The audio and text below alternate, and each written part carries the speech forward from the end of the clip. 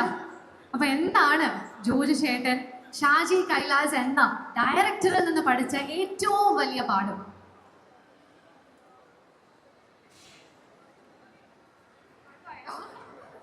അങ്ങനെ അഭിപ്രായം പറയാനായിട്ടുള്ള ആളായിട്ടില്ല ഞാൻ. സാറിന്റെ സിനിമകൾ തന്നെ പ്രേക്ഷകരോട് പറഞ്ഞിട്ടുള്ളതാണ്.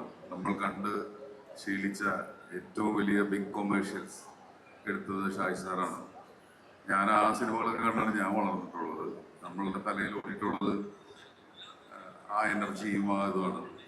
അങ്ങനെയുള്ള എന്താ പറയുക, ആ സിനിമയിൽ അഭിനയിക്കാൻ പറ്റിയതാണ്. അങ്ങനെ ഒരു വർക്കിൽ എനിക്ക് വർക്ക് ചെയ്യാൻ പറ്റിയതാണ് എൻ്റെ ഒരു ഭാഗ്യം.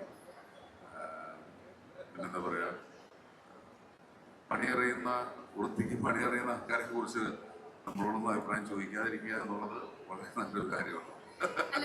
എന്താണ് പഠിക്കാൻ പറ്റിയത് Shaji Kailas sir? Syllabus tough ആയതുകൊണ്ട് ഞാൻ പഠിക്കാൻ കുറച്ച് മോശമാണ്. അതുകൊണ്ട്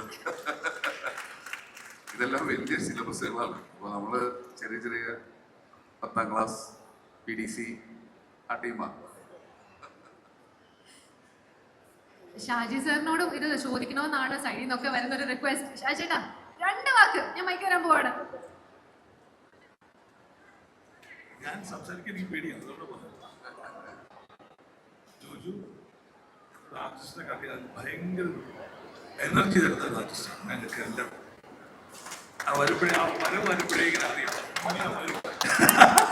അപ്പോഴേ നമ്മൾ ആ എനർജി കൊണ്ടാണ് വരുന്നത്. ഒരു പ്രശ്നമില്ലാതെ മനോഹരമായിട്ട് സാർ ഈ ഇത് മതിയോ, ഇങ്ങനത്തെ മൂഡ് മതിയോ, ഇങ്ങനെ ചോദിച്ച് അപ്ഡേറ്റ് ചെയ്തുകൊണ്ടിരിക്കുന്ന ഒരു ആർട്ടിസ്റ്റാണ്. അതുപോലെ പുള്ളി എല്ലാ സിനിമകളും കണ്ട് കാണുക. സിനിമ എന്നൊരു ഭയങ്കര പാഷനായിട്ടുള്ള, സംസാരിക്കുമ്പോൾ നമുക്കറിയാം ഭയങ്കര പാഷനായിട്ടുള്ള ഒരു ലൈഫാണ് പുള്ളി. വേറെ ഒന്നിനെ പറ്റി പുള്ളി ഇതില്ല. Only cinema.